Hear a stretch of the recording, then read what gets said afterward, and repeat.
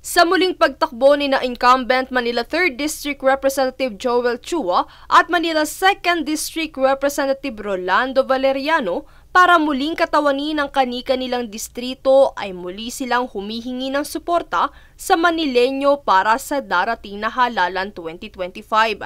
Panawagan nila nitong Martes sa ginanap na makrabalitaan sa Maynila na maging matalino at mapanuri sa pagkilatis ng mga ibobotong opisyal. Pakiusap ko nga sa botante, dapat maging mapanuri sila ngayon. Yung alamin nyo maigi yung sinasabi ng politiko. Dahil ayon sa kanya, karamihan sa mga politiko ay nadadaan lamang sa mga mabulaklak na salita ang kanilang mga plataporma at hindi naisa sa aksyon. Samantala, napag-usapan din ang ilang mga issue na nauugnay sa dating administrasyon ng Maynila na pinamumunuan ng dating alkalde na si Francisco Dumagoso o Isko Moreno.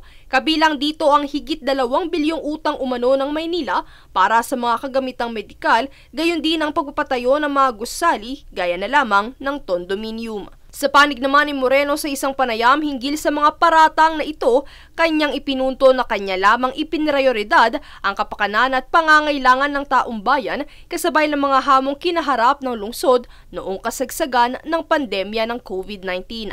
Anya, inisip lamang niya kung paano tutugunan ang pangangailangan sa pagkain ng nasa 700,000 pamilya o katumbas ng 2 milyong individual dahil sa lockdown. Git pa niya na dinatnan niya ang lungsod na walang pera at kanya lamang itong ginawan ng paraan. Kaugnay naman ito ay pinaliwanag ni Chua na hindi kailangang mangutang o magtaas ng buwis para lamang makapagpatayo ng proyekto. Yung iba naman po dyan sa mga naging proyekto po namin ng mga congressman, nakipag-usap po sa amin si Mayora. At may mga proyekto dyan na hiningi niya sa amin.